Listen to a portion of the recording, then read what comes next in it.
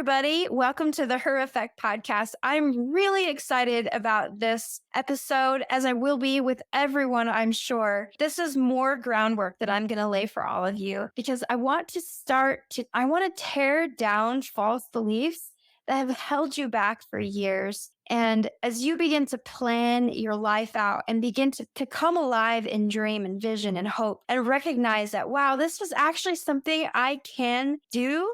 I can actually begin to apply my gifts and my hopes and all the things I've ever wanted to do here. And I don't have to wait. So one of the false beliefs is I don't want to make a lot of money, or I just want to do this small thing because I just need enough for this, or I just need enough to take care of my family. And this sort of lack mentality has affected far too many people. And I think that I'm going to get pushback from people on it. It's kind of a polar topic, especially if you engage in certain cultures and circles. I see it a lot in sort of the church world, and I want us to begin to eliminate that. When you think about building your business, I want you guys to think about becoming profitable quickly and becoming profitable in a way that it not only serves your own needs, but it serves the world in a way that you can start taking care of needs. My mentality is that I'm not here on the world I have no needs, but I am here to meet needs. Now, obviously, I recognize that we all have needs and those are practical things, but I'm talking about a mentality. Like when I go to hire somebody, I'm not thinking about how much can I haggle them down on their prices for. I'm thinking, what's it going to be worth it for them to work for me that creates a flow of blessing in their life? And what do I need to do to pay them what they're worth? So it's a shift in the way that you think about money, in the way that you think about serving people. I overpay. All of my employees are paid well, and all of our contractors are paid well. And I want to abundantly bless them even more than where we've started. So when you think about building business, or even like if you are in a career or you're thinking about selling your service or your product, you've got to start thinking about it. The mentality is not, are they going to be willing to pay this much? It's like, it's a profit mentality. It's a mentality that says, I have so much value that is going to impact the world. And so let me give you an example. And I'm speaking now, but let's go back 7 years at the beginning stages of Jamie's entrepreneurial venture with MIG Soap, and which I'm switching the name to MIG Beauty. So it's a lot more all encompassing. But when I first started, I had created this amazing bar of soap that I knew was amazing. My friends knew they were amazing. I had a handful of customers that thought it was amazing, but I didn't have thousands and tens of thousands of testimonials like we do now. So when I first started selling my soap, I looked at the marketplace and I said, okay, if you go to an organic grocery store right now, look at all the store shelves, you're going to pay $4.50 for one of the top essential oil soaps. And I remember in my heart thinking, if I could just at the very beginning, I wanted to blow that out of the water. And let me just tell you, 7 years ago, the idea of selling a $20 to $30 bar of soap was outlandish. But we'll talk more about marketing in another episode. So I started there. I started it at $4.50 on our soaps. And in 7 years now, as I've evolved, as I've created a better product and we've created sort of a mass movement, and we've created this raving fanship and an impact in the marketplace, I can now command $30 for a bar of soap. And that comes down to really amazing marketing. It comes down to what I know that people are spending money on. When I have people that come to me and they're like, wow, I've spent hundreds and hundreds and hundreds of dollars on prescription medications and thousands of dollars on doctors for this skin issue that I have, and using your soap has eliminated all of that. I've gotten rid of my medications. I don't need to see doctors anymore. I'm like, I've created enough value in the marketplace that I can command $30 for a bar of soap, bare minimum. And also, I have created a new opportunity in our space where it's not just about soap. It's something so much more. And so I don't want to dive too deeply into the marketing trail yet, but I want to open up your minds and you to begin to think about becoming profitable and wealthy in your life, that it's not like, oh, I can't hire a nanny, or I can't get a tutor, or we can't go on vacations, or I can't start a business because I don't have this or I don't have that.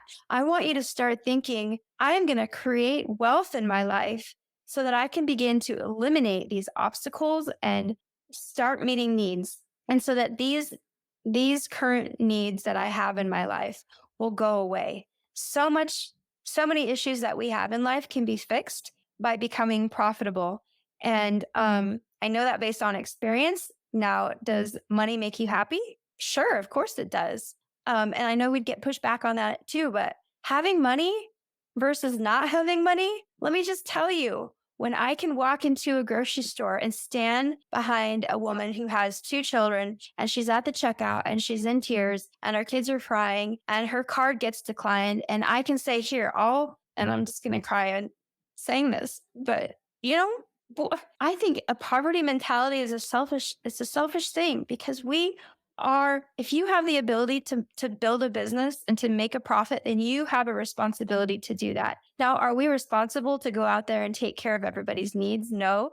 My goal would be to take that woman and be like, here, let me teach you how to fish so that you can build a business, become profitable so that you never have this situation again. But there are people who are in need, and we have a mandate to take care of the widows and the orphans at the very least. But I love helping people. And more than anything, I love creating proof in my own life so that I can teach people how to get the same results and even go beyond me. My goal for you is that you would learn 10 times faster than I would, become profitable 10 times faster than I did, and do way more than I ever could. I hope that my children stand on my shoulders someday and do 100 times more than I ever could. But start thinking about being a need meter, somebody who goes out and meets needs. And that was a huge shift for me, because it was so much of a poverty creates this vortex of your life of need, lack, lack, lack. When you begin to shift your thinking to, no, I do have enough.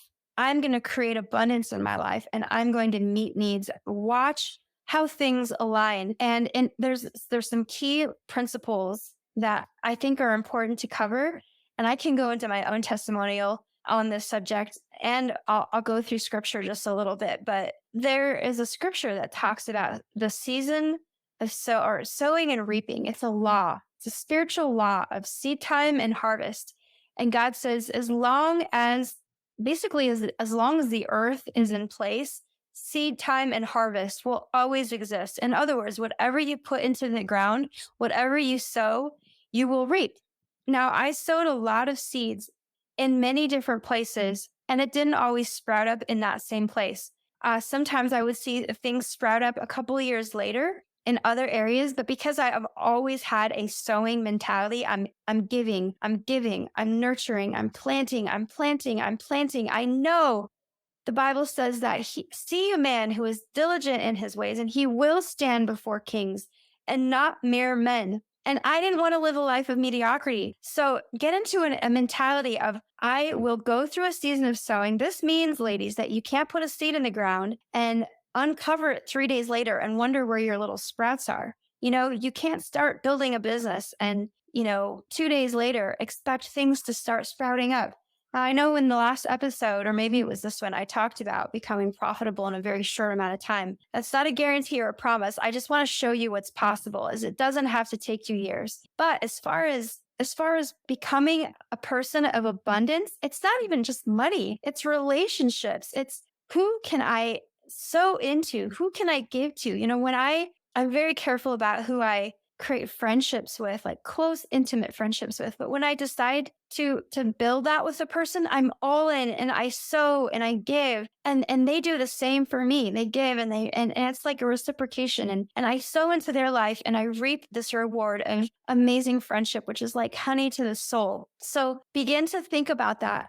Have an abundance mentality. And there's a lot of fluffy unicorn ideas out there about abundance, and, just start thinking sparkly thoughts and everything's going to come your way. You're going to start getting mailbox money. I don't believe that. Now, is there power in thinking rightly? Absolutely. You have to think rightly. You have to speak rightly. You cannot be a lot of people will destroy the work of their hands with the words of their mouth. So the things that you sow, speak life over that. Even if you can't see it around you, even if your circumstances don't look like they're aligning, the Bible says that everything will work out according to your good, according to those who love and are called according to his purpose. So all of you guys are called. All of you have a purpose. And for me, I do things from this place of like, I love God. I love what he's put inside of me. I love what he's been so generous with me. And I'm going to get emotional again, but he's taken the broken parts of my life and he's put them together again. And he's taken the things that looked like would be empty deadness forever, and he's brought life back to them in other areas. And so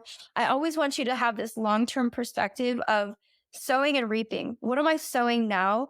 And even if it looks like I'm not reaping a harvest over here, the harvest will come. That is a promise that is directly from the heart of God. So, and I believe that that is a prophetic word over your life, that you need to begin to speak abundance, think abundance, and sow and act abundantly, and watch how those things come back into your life. And it's a total shift that will happen. And you'll begin to recognize it's a process of changing the way you think about things. And as you begin to, our minds are warped. Some of us have been told all of our lives that money doesn't grow on trees, or you've seen your parents struggle financially. And so that causes this sort of bending and this warping. And as you begin to think rightly, you have to go back and tear down. I kind of think about life and building a business and even just building a family like farming. I'm a farm girl. So for me, it's like, I'm going to sow seeds into my mind. And sowing and reaping is as much of like sowing things into your own life, into your own heart and soul and mind, so that you can reap and speak those things of life. But there's a warping that has happened over time, and we have to unwarp them and tear down. Oh, back to farming. So those are like the weeds that pop up. You start planting seeds and little foxes come in and try to rob you, but then the weeds pop up and you have to pluck those weeds out from the root and keep sowing and keep watering and keep nurturing and keep composting. And I always love to talk about composting because compost is all the junk. People take all this junk and they let it sit there, and they eventually it comes to a point where they can take that compost and turn it into their soil, and their soil is healthier because of it. It produces better crops because of it, stronger crops that can withhold the weather better. And so I hope you understand where I'm going with this, but composting is a life principle. Take the garbage from your life, take the garbage that you've experienced, and let it strengthen you. Let it create deep, rich soil so that when the winds and the waves come along, it can't uproot who you are. And I hope this is life-giving for you, because I see it so clearly, and I want to see you get there. I want to see you fulfill your purpose. And sometimes it's the littlest things. It's not like these giant steps. It's not these giant leaping from building to building in a single bound. It's tiny little things like, when I leave a tip, am I going to leave a 20% tip, or am I going to leave a 25% tip? Now, how many of you guys have struggled mentally with, should I give them a $20 or should I give them a $5 tip or an $8 tip? It's $3. Like, why is that so hard? I mean, I've been there before. I'm like, I purposely sow abundantly because I want to constantly slap that lack mentality in the face. I watched my dad build businesses, and we always seemed to be so, it seemed like we were poor all the time. And, my dad was robbed and had to, there's just so many situations where I just saw lack my entire life. And so I slapped that thing in the face all the time. And so little things like that, or when somebody has an offer for you, or is it, I can't afford it, or is it, that's not really good stewardship of my money right now. And so I've protected myself by having that mentality, like, it's not, I don't have the money for this, but hey, I am stewarding my money well. And that's just not a wise investment for me right now. I've gone through this journey, and I've progressed over 7.5 years, and I've worked so hard at it. And I want to see you do the same thing. So today, really, this is just about you living from that place of abundance. And this is a dialogue that I want to open with you. If you have questions, or there's pain points in your life that you want to talk about, let's open up the conversation and begin to see yourself as a wealthy person. And it doesn't matter if you're driving a beat up minivan, like my minivan just went to the graveyard. Old Bessie, we had her for 9 years. She had over 300,000 miles on her. Now we're looking at a vehicle, and I'm just like, That season of having what we had then is gone, and now we're like next step. And that's another thing in life is we go from line upon line, precept upon precept, from chapter to chapter, or as the scripture puts it, from glory to glory. Now, if you're not in a place, and when I talk about abundance, I'm not like, so Nathan and I right now, although we've almost hit 2 million in our business, in our personal finances, a lot of our money still goes back into the company. So we're still making, a very moderate income. And so I'm not going to go out and buy a 2018 or 2019 brand new vehicle. I'm going to look at our finances and we're going to steward what we have and buy according to where we're at right now. And then a year from now, I'll let you know what I'll be driving a year from now. But I see myself there and I know we're getting there and I'm putting the work in and I'm sowing the seeds. I'm sowing abundantly. Oh, I'm sorry. I got off this track here. But when I talk about seed time and harvest, and sowing and reaping, this is the key, is tithing, giving 10% to, for us, it's our local church, but basically it's not about giving to your church or giving to a charity.